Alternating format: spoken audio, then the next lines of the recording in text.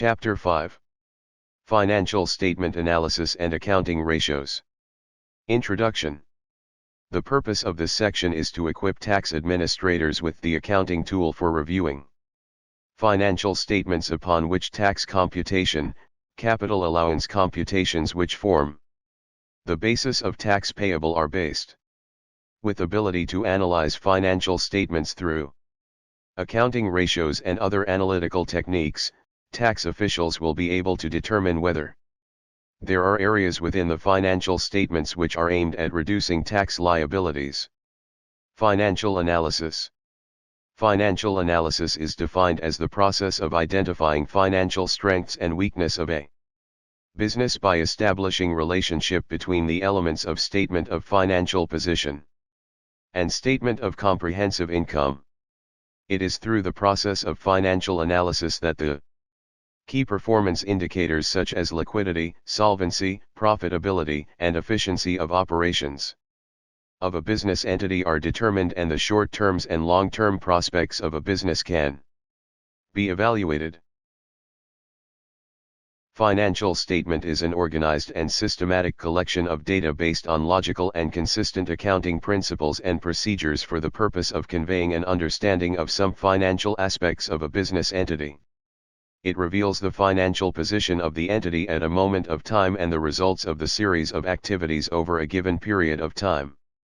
The contents of the financial statements are: Statement of Comprehensive Income, Statement of Financial Position, Statement of Changes in Equity, and Statement of Cash Flow.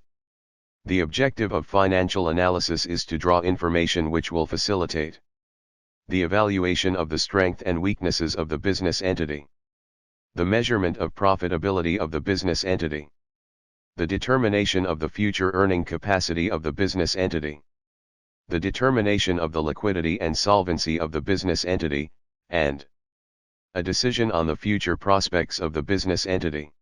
Types of financial analysis. There are various types of financial analysis. These are: external analysis. This is an analysis carried out by external parties to the entity and the entities published financial statements form the basis of this analysis. Internal analysis. This is an analysis being carried out by the entity's financial managers to provide information to top management for decision making. Short-term analysis. This is concerned with the analysis of an entity's working capital. It involves the analysis of the entity's current assets and current liability to be able to determine the short-term liquidity or cash position of the entity. It shows whether the entity will be able to meet its short-term cash commitments.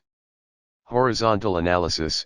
This involves comparative analysis of financial statements for a number of years. It is also known as dynamic analysis. And vertical analysis. This involves calculation of financial ratios based on a single year's financial statements. It is also known as static analysis. Techniques for financial analysis. A number of techniques are normally employed in analyzing a business entity's financial statement.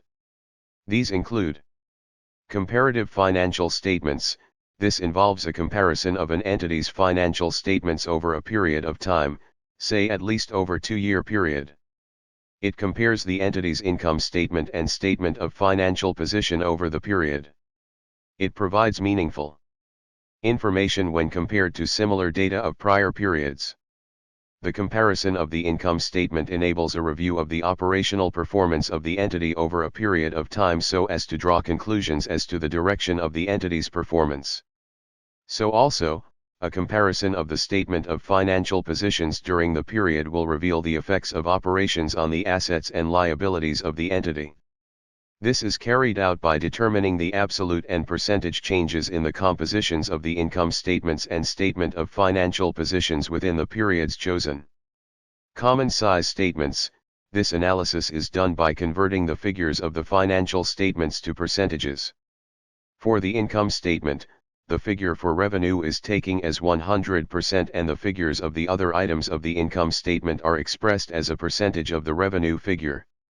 Also, for the statement of financial position, the figure for the total assets is taken as 100% while the other items of the statement of financial position are expressed as a percentage of the total assets.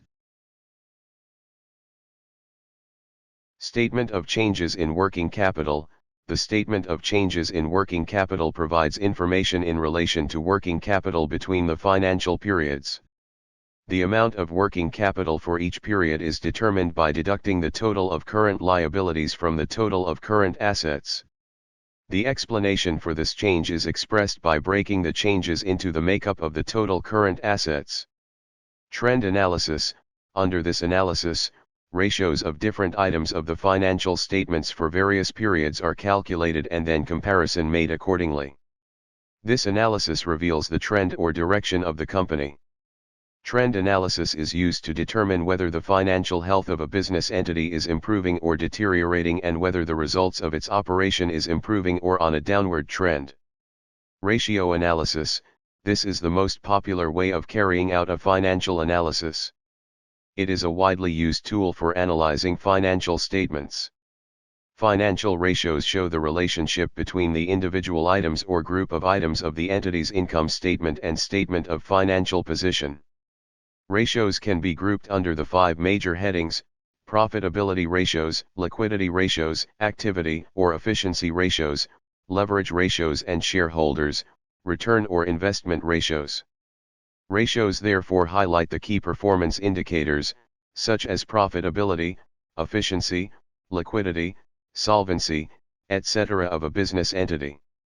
It also reveals a lot about the changes in the financial condition of a business entity. Ratios analysis. The term ratio refers to the mathematical relation between any two interrelated variables. It establishes the relationship between two items expressed in quantitative form. Accounting ratio can be defined as the significant relationships between figures shown in the statement of financial position and income statement. Melville, 2014, in International Financial Reporting, pg 354, described an accounting ratio as a measure of the relationship which exists between two figures shown in a set of financial statements. Financial ratios assist in the analysis and interpretation of financial statements. In comparing and evaluating the performance of a business entity, accounting ratio is a useful tool as it eliminates the problem of comparability using absolute figures. It is also a useful tool in the hand of tax administrators as it helps to reveal areas the tax authority needs to beam their searchlight in a taxpayer's financial statements submitted with tax returns. Accounting ratios are used as a means of comparing an entity's performance over 2 or more periods as well as a means of comparing an entity's performance with that of another entity in the same industry, and of course with the industry average. With such comparison, the tax authority may be able to determine taxpayers that need to be visited for a tax audit to really determine the cause of taxpayers' constant low tax compared to others in the same industry. Types of accounting ratios.